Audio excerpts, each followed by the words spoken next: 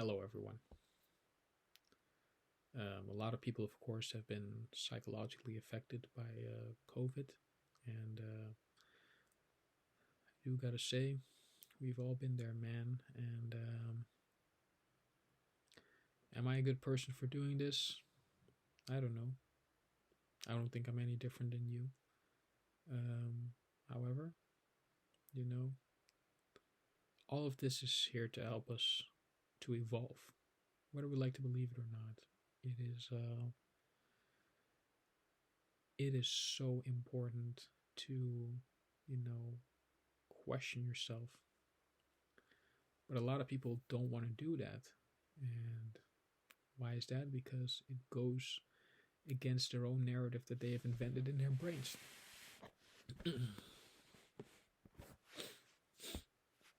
And really, what it boils down to is how well do you know yourself? How well do you love yourself? And it starts with knowing yourself. Like, people think, I've mentioned psychological manipulation before, and I figured we get a little bit into that. Like,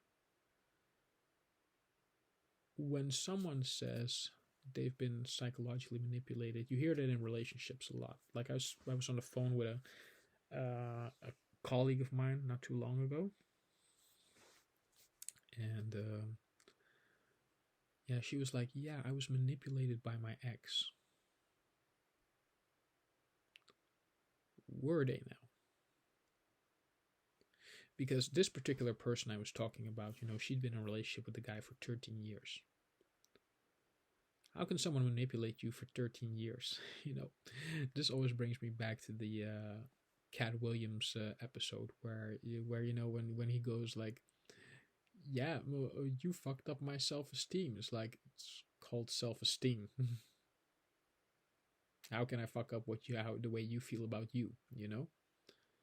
So often or not, and of course, this comes into the dynamic of relationships. A lot of people who say they've been manipulated is really like, when people say that in my ear, all I really hear is, you were not confident enough to have you know you, so you needed to have other people around you to define you. Because that was one of the interesting things I discovered when I was in a lockdown with other people. When you get rid of the alcohol or the drugs or the sex or whatever, people use other people as a distraction too. Some people say, yeah, you're a social person, we need other people, we need other humans around us to make us feel human. As someone who's been living pretty much alone for most of his life, I can pretty much call bullshit on that. Because people have other people around to use them. And I don't mean for sex, and I don't mean for company, and nothing for, but you realize that people can be a distraction too. And especially for people who have a bunch of people around them. Now, those are the ones you got to watch out for, because they're really afraid to be alone. And that's what a lot of failed relationship or a lot of abusive relationship is not out of anything other than fear of being alone, or fear of being alone in your room with your thoughts. Because, like I said, your thoughts, you're not born thinking fucked up thoughts. You're not born thinking, oh, I want to fuck this motherfucker up. You're not born thinking you want to hurt someone. It comes from somewhere. And unless you realize where that comes from, you're gonna get into some troubling moments. Believe that.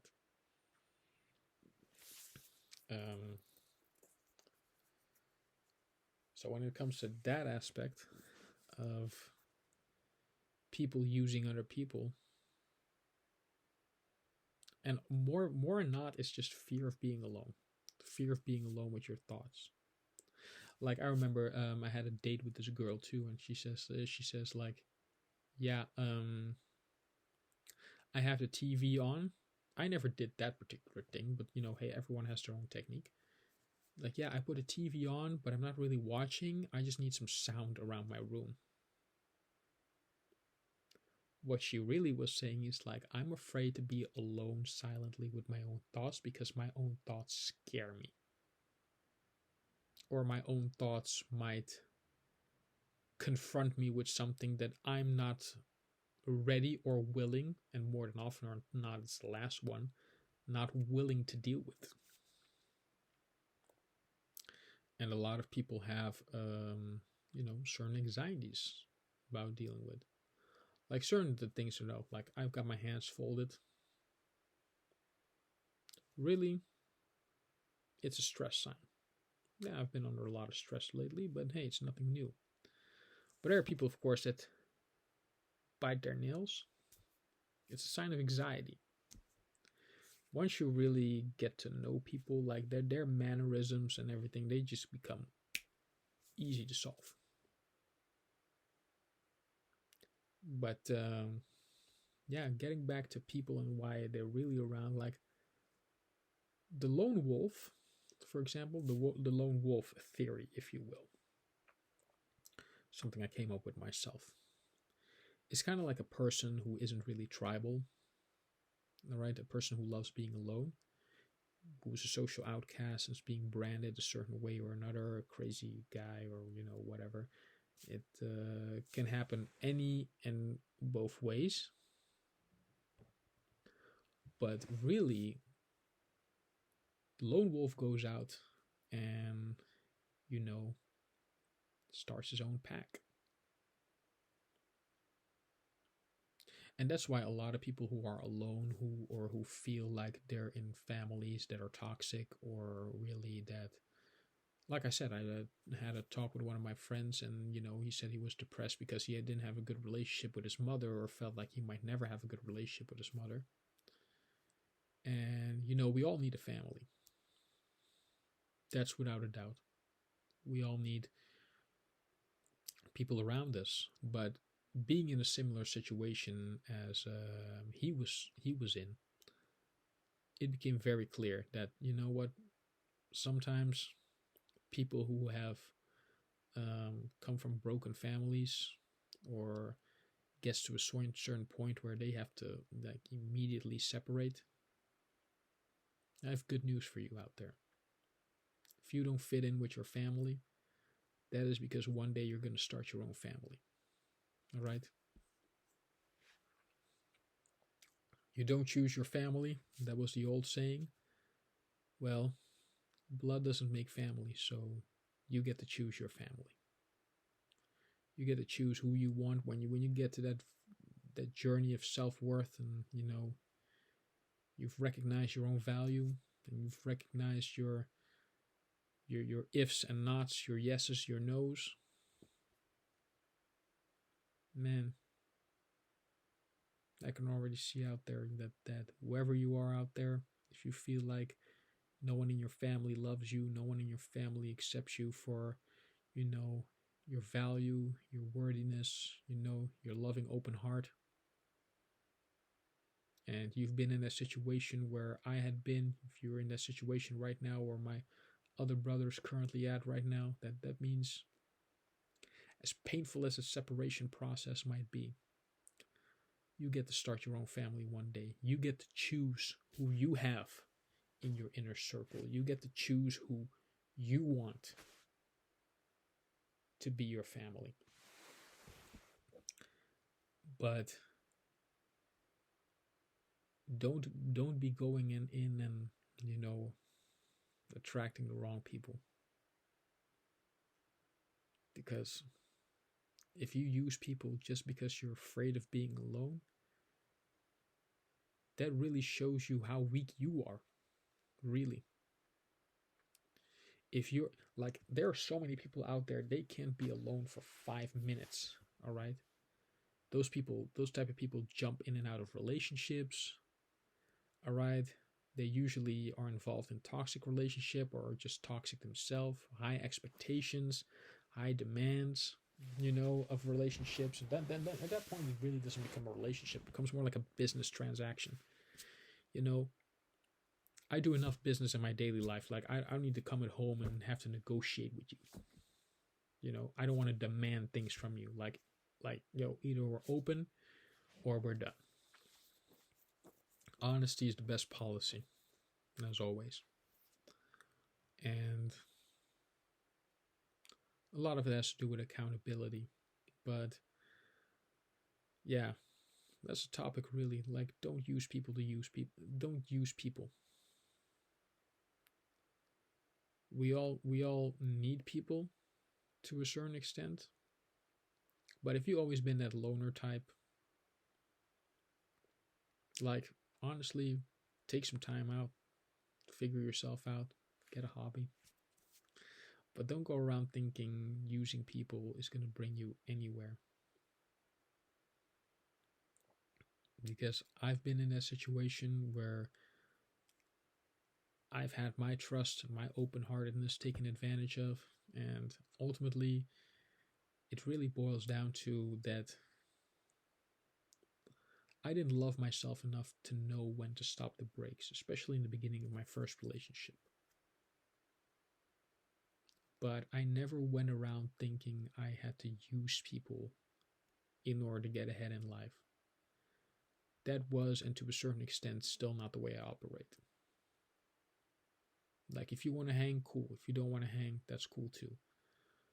But don't be using people, because you see that with a lot of women as well. They use men. They use men to fulfill something in themselves that they are lacking or can't get themselves. And I've had that with a family member of mine too. She was in and out of relationships, using people as a crutch. That's why I'm saying, like, if you need 15 people around you all the time, that just shows that, yeah, you really don't have the backbone to be with yourself. And when it comes to a mindful journey, when it comes to the journey of the mind, that is the first thing you ought to embrace. Be alone with yourself, with your own thoughts. Confront your belief. Confront what you think you know yourself to be, or you think you know is the right thing. Because one of the things that really resonated with me with Carl Gustav Jung, and it wasn't until later in my life where I discovered that, yeah, whatever you find yourself to be, whoever you think you are, even when you've completed a certain part of your journey where, like, okay, I've freed myself from the mental bullshit, I've freed myself from the conditioning of society, I know who I am. Well, that's the beauty of the yin yang symbol, and that's something that Carl Gustav Jung explained very gracefully and perfectly, is that whatever you think you are, the opposite version, the dark side, the shadow work, whatever, is also true. And you see, we non-European descendants are in a great position because of it.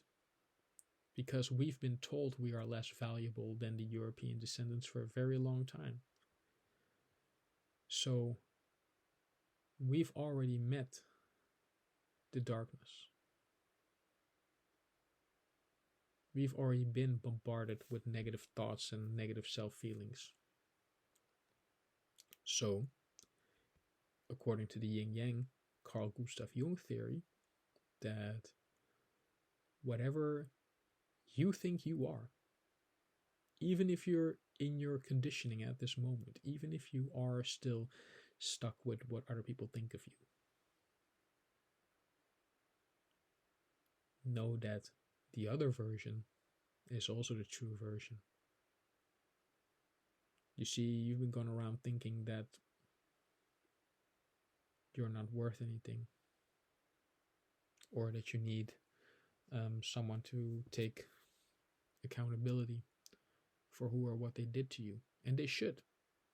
Trust me. That's the only way we're ever gonna get forward, is by acknowledging that, hey, all of us did wrong at a certain point in time. But I'm currently talking, of course, about the system, and the system that we're currently in has done a lot of wrong. For example, there's a reason why Native Americans haven't taken any money from the US, or the American Indian, I should more appropriately say. But some things in life just can't be fixed with money. And I'm all for reparations. Trust me. Reparations for the African descendants currently living in America? Absolutely. But we're all concerned about the money. And not to deviate off topic, we're going to get back into people using other people very shortly, but if you really want reparations, it should be at the level of freedom.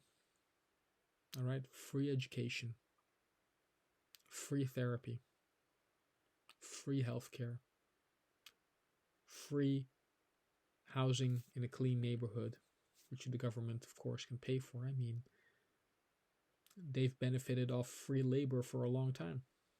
So, might as well give something free in return. I think I've did a post on this before on reparations for African Americans, that, that it should be free. They built the country for free, might as well get the benefits of the country for free. But why I made this analogy in the first place is like, people are using other people for currency.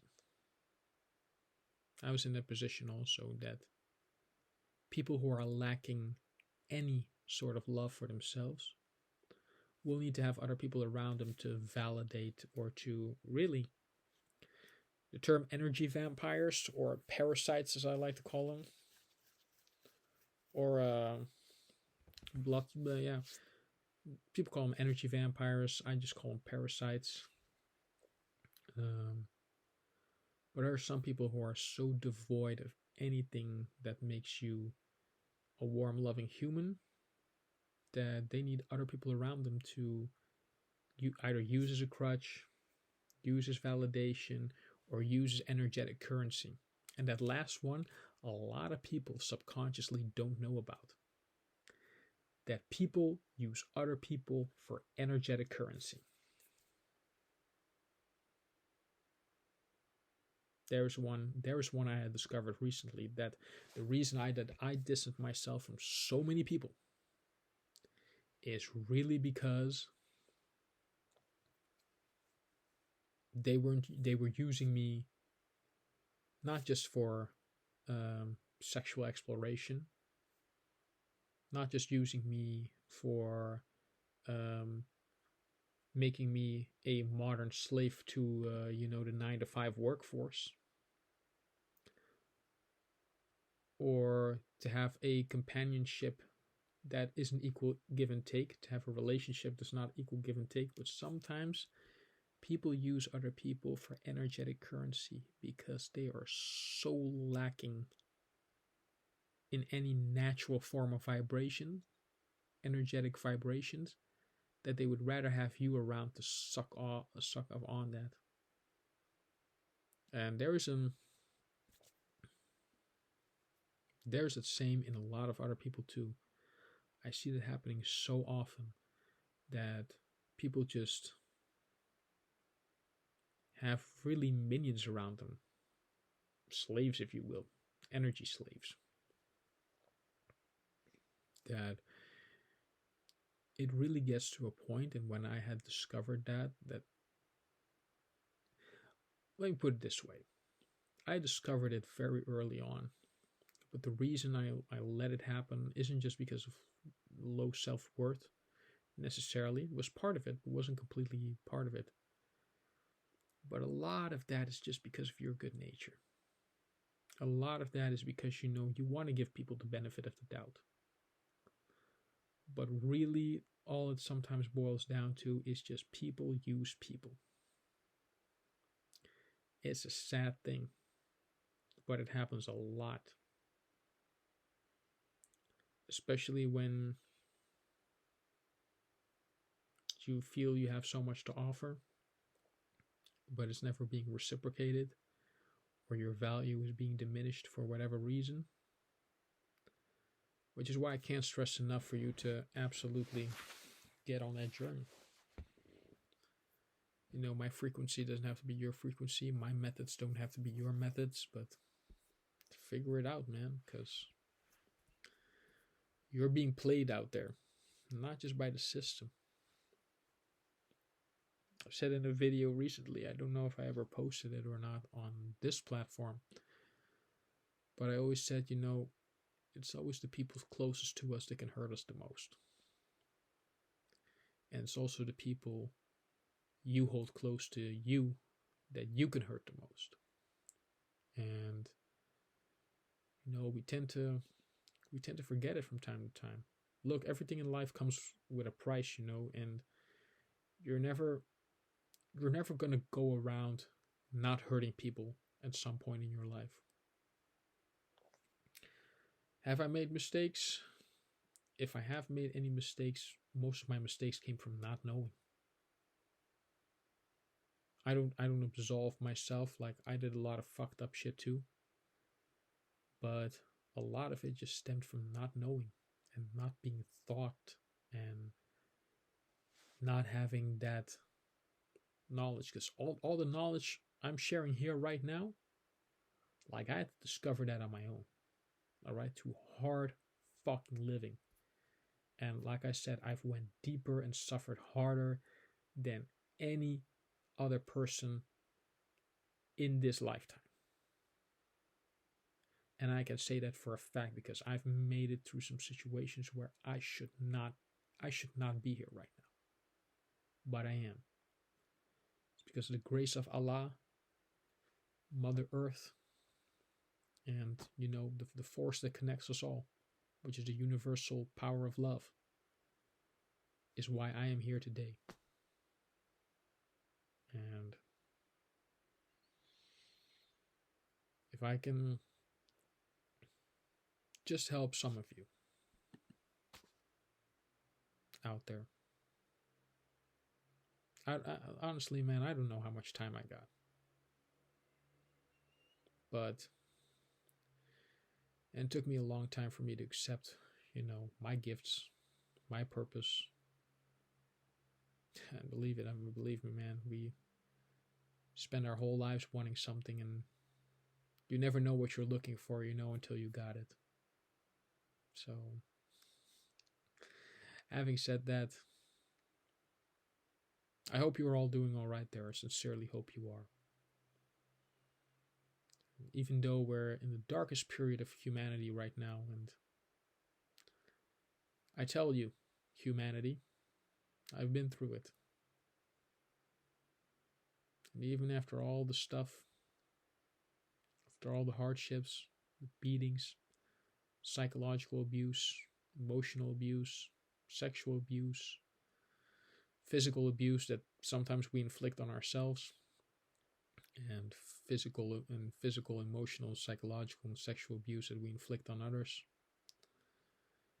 Sexual abuse part is one that I detest, and but sometimes the others, some we do it willingly, but sometimes unwillingly too. Especially when you grow up with a lot of rage or a lot of uncertainty, and you don't know where it comes from. And that's why I use yoga, because if you understand the intent of yoga, it's really because you get to that point where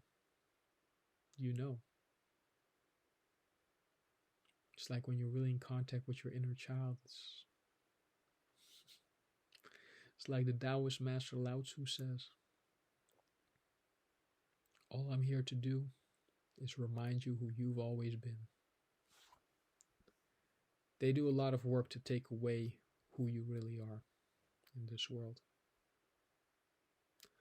But trust me, Embrace your authenticity. Be your true self. Explore your mind and love yourself always. Because I love you. Someone out there needed to hear that today. I felt it. So, love yourself always. And see you next time.